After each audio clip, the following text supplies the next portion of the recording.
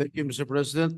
Mr. President, distinguished colleagues, as your chairperson of the Senate Committee on National Defense and Security, Peace, Unification, and Reconciliation, I'm honored to sponsor Senate Bill number 2999 under Committee Report number 533, an act establishing a mechanism on the declaration of state of imminent disaster, providing the criteria for its declaration and lifting, enabling anticipatory measures, and appropriating funds therefore.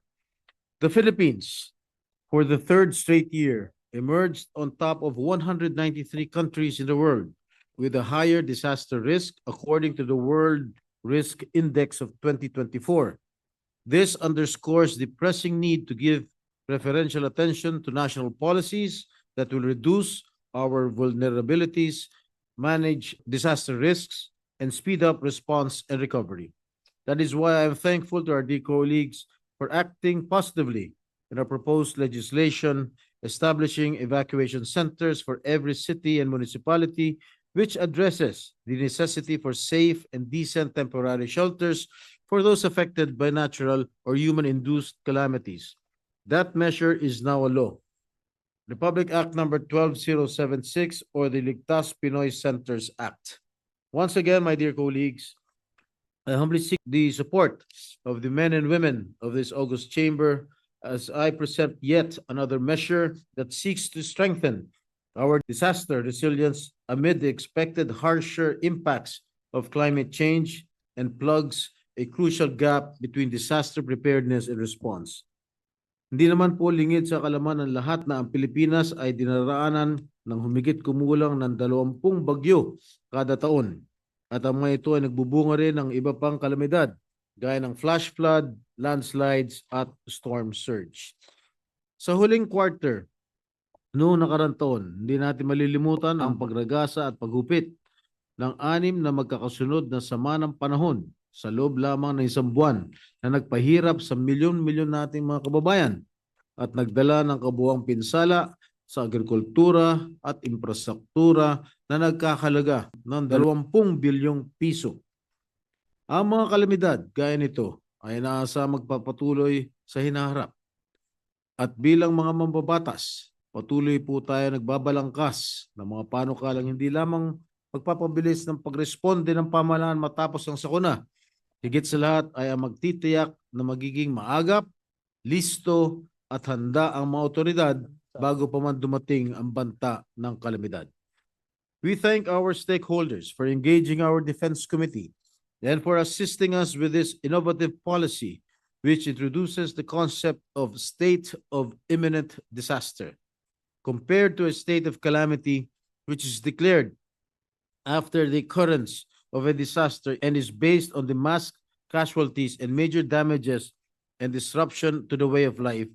The state of imminent disaster is declared ex ante, that is based on forecasts and assessments, and enables the government, both at the national and local levels, to utilize available resources and proactively respond to an impending natural calamity.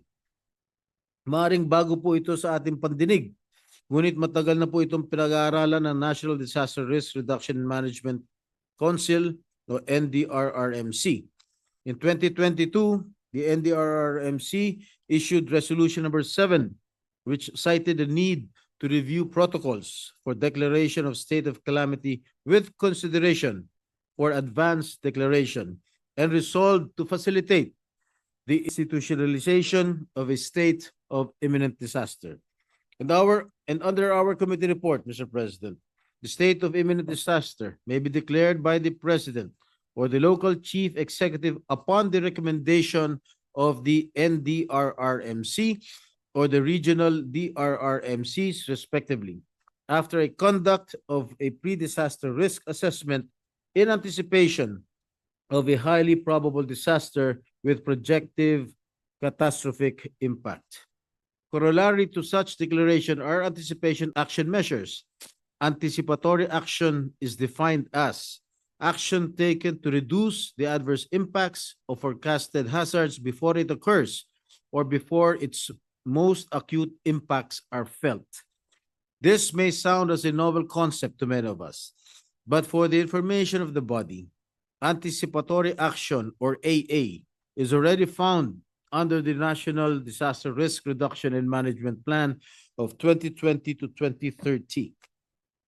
AA is also promoted under the work program of the ASEAN Agreement on Disaster Management and Management Response, which was ratified by member states in 2005 and is legally binding in the region since 2009.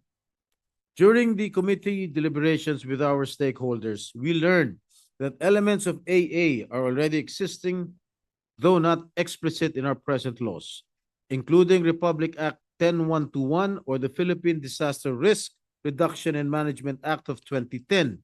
Because of this, local government units are hesitant to bolster anticipatory action by allocating more resources in the absence of a national policy framework on AA for fear of fund disallowances. Sa madaling salita, dahil sa gray area na ito, maraming lokal na opisyal ang natatakot madisalaw ng COA at kalaunan ay makakasuhan. At ito po ay nagiging isang malaking balakid sa epektibo at maagap na pag-aksyon sa panahon ng kalamidad. Sa ilalim ng ating panukala, bubuksan natin ang 70% ng disaster fund upang magamit ng ating lokal na pamahalaan para sa anticipatory actions. This bill benefits from the technical expertise and experience of our stakeholders from the government and international humanitarian organizations who advocated and strongly supported the passage of this measure. In the remaining days of our plenary session before the Senate adjournment of the 19th Congress, I respectfully call on our dear colleagues to also support this landmark legislation that provides explicit guidelines for efficient mobilization of resources during disasters and marks a definitive shift from a reactive and passive response toward a more proactive, anticipatory approach in times of calamities. It has turned our top ranking in the World Risk Index into an opportunity of becoming a trailblazer in instituting pioneer policies on disaster management and disaster resilience. Maraming salamat po.